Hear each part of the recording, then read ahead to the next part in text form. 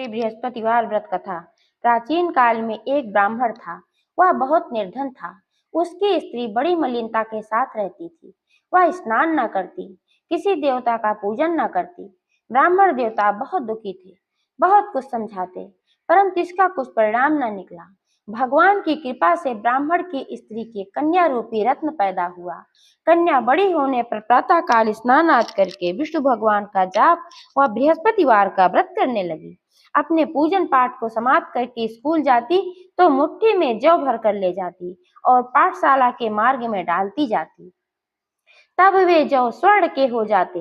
लौटते समय उनको बीन कर ले आती थी और उन जौओं को साफ करती थी। एक दिन की बात है, वह कन्या उन जौओं को सूप में फटक कर साफ कर रही थी कि उसके पिता ने देख लिया और कहा, हे बेटी, सोने के जौं को फटकने के लिए तो सोने का सूप भी होना चाहिए।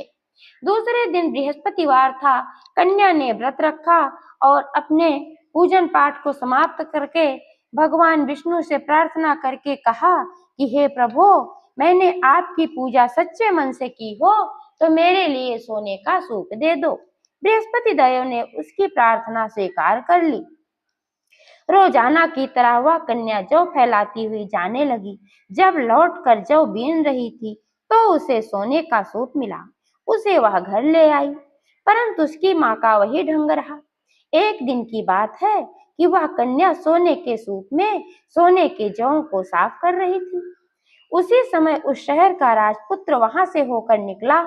इस कन्या के रूप और कार्य को देखकर मोहित हो गया तथा अपने घर आकर भोजन तथा जल त्याग कर उदास होकर लेट गया।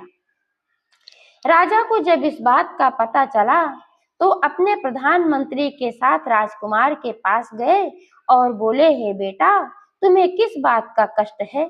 किसी ने अपमान किया है अथवा और कारण है सो कहो, मैं वही कार्य करूंगा जिससे तुम्हें प्रसन्नता हो।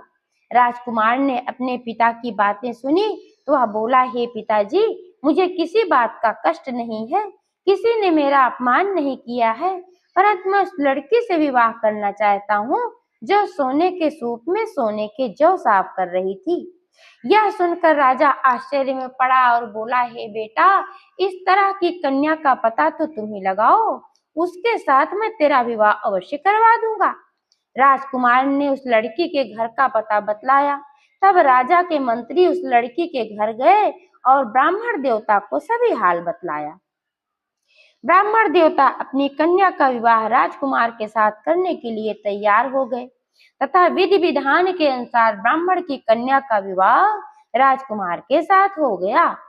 इधर कन्या के घर से जाते ही ब्राह्मण देवता के घर में फिर से गरीबी का निवास हो गया।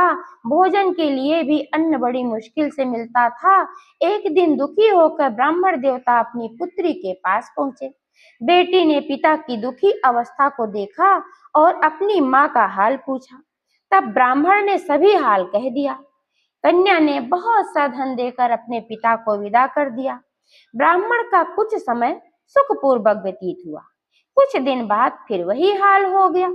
ब्राह्मण फिर अपनी कन्या के यहाँ गया तो कन्या अपने पिता से बोली, हे पिताजी, आप माता जी को यहाँ लिवा लाओ, मैं उसे विधि बता दूंगी जिससे कि गरीबी दूर हो जाएगी।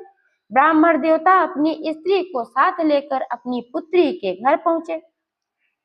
बेटी ने माँ को समझाया, हे माँ, तुम प्रथम प्रातः स्नान आदि करके विष्णु भगवान का जाप और बृहस्पतिवार का व्रत किया करो तो तुम्हारे घर की सारी दरिद्रता दूर हो जाएगी।